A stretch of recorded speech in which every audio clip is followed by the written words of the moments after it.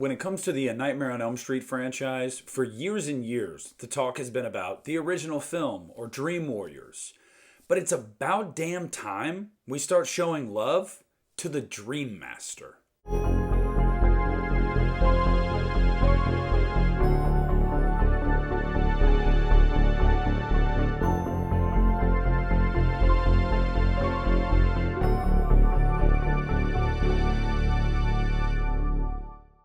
Hey, what is up, everybody? It's Nick here at the Lost River Drive-In, and today I wanted to talk to you guys about A Nightmare on Elm Street 4, The Dream Master. One of the most underrated, I think, in the entire series. And I understand that word underrated is like nails on a chalkboard in this community. And I get it. It is heavily overused, and half the time it is absolutely incorrect. Movies, a lot of times I find, especially as they age, are rated relatively properly. But there are exceptions that truly are underappreciated, and I think The Dream Master is one of them. It goes without saying that yes, of course the Dream Master was always going to live in Dream Warrior's shadow. Dream Warriors was absolutely huge when it came out in '87. I mean, Freddy's Revenge, which is my favorite A Nightmare on Elm Street film, believe it or not, that movie really didn't make waves. A lot of people were kind of disappointed with that film. And after a couple years off and coming back with Dream Warriors and the way they came back with it, bringing Nancy back, having this huge ensemble cast, and really just kind of getting into the weird and fantastical, people really resonated with that movie. Dokken playing a huge role in that as well. So the Dream Master was always going to have a difficult task following up that movie.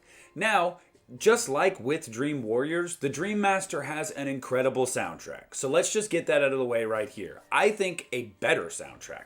I think the soundtrack for Dream Master from front to back is probably the strongest in the A Nightmare on Elm Street franchise. Just my opinion, but I think it is. You could also make a case for the Dream Child, but like none of those songs appear in the movie, and it is maddening. But I digress there. So The Dream Master was a rock and roll movie. It just really was. A lot like Dream Warriors. But this was also when Freddy really took center stage in pop culture. This was MTV Freddy.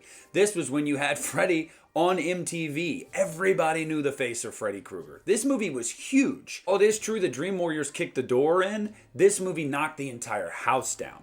You couldn't go anywhere without seeing or hearing about Freddy Krueger. My mom told me all about it in the 80s, how Freddy was king. And that's just undeniable. At that time, he was. He had broken through in the zeitgeist like none of the big three had up to that point. So, Dream Master is already off to a great start, just in terms of its soundtrack, its marketability, and the way it was resonating with everyday people throughout the world, and specifically America.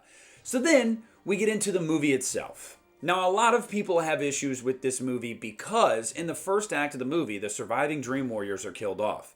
And I completely understand the frustration there, but it actually makes a lot of sense. See, Alice was going to be the one. She was our final girl in this movie. But furthermore, she was going to absorb all the powers from the deceased Dream Warriors to be the quintessential Dream Warrior. The one that could put an end to Freddy Krueger. Or so we thought in The Dream Master. So it was necessary to kill those characters. It also makes sense simply just because how often do you live if you return in a sequel to a horror movie? Like, never. It's a running joke. If you get the call that they want you back, the sequel to the movie that you survived in, you're probably going to die. So, could it have been handled differently and let them live a little bit longer? Yeah, absolutely. Especially Kincaid. I love Kincaid. Who doesn't love Kincaid? But it made sense narratively, and I got on board with it because I really liked Lisa Wilcox as Alice. And she anchors this movie. Her and Dan, I really liked them in this movie. They're an odd pairing at first, and it is kind of awkward, but I actually really like the growth there, and you find out that although Dan is this kind of like hunky jock guy, he's actually a nice dude that means well, that might just be into the wrong crowd. And I like that a lot about his character. So, following Alice in this movie, and getting to know her and like her, really makes the first act not just forgivable, but honestly fine by me.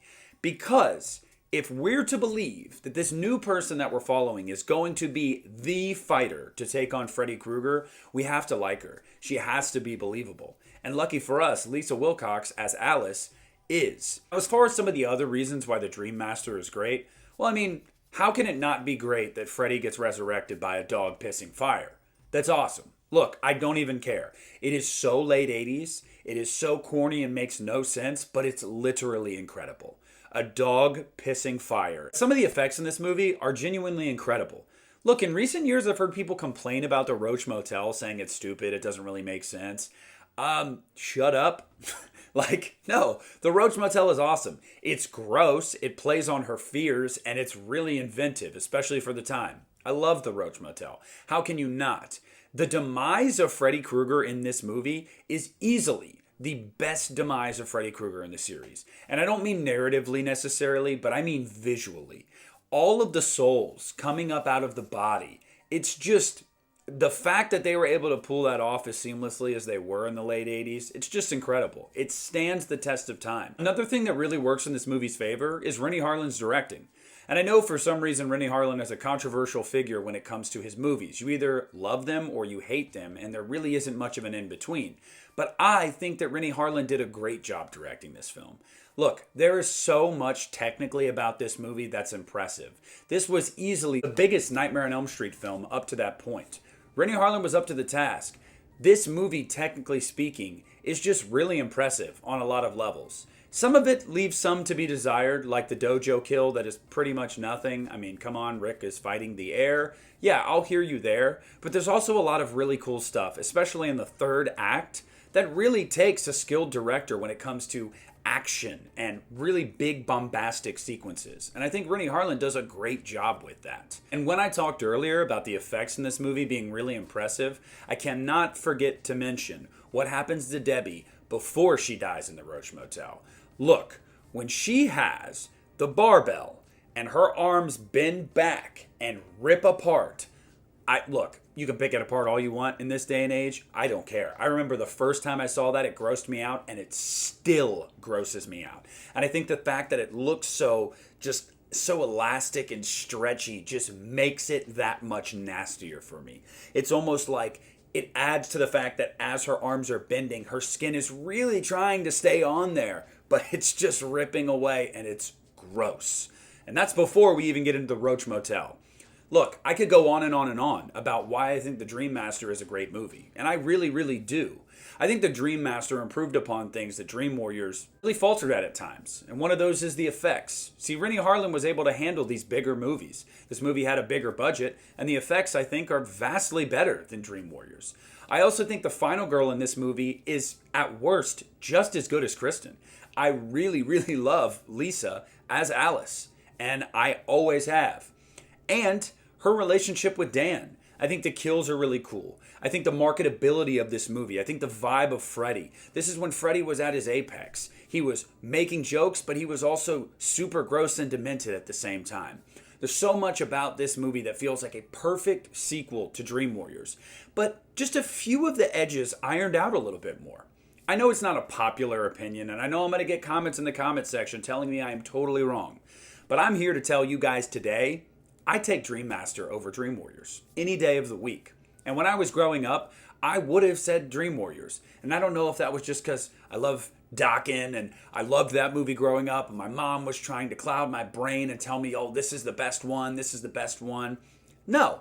As an almost 30-year-old, I think The Dream Master is better than Dream Warriors. And I think there's a lot of reasons for that.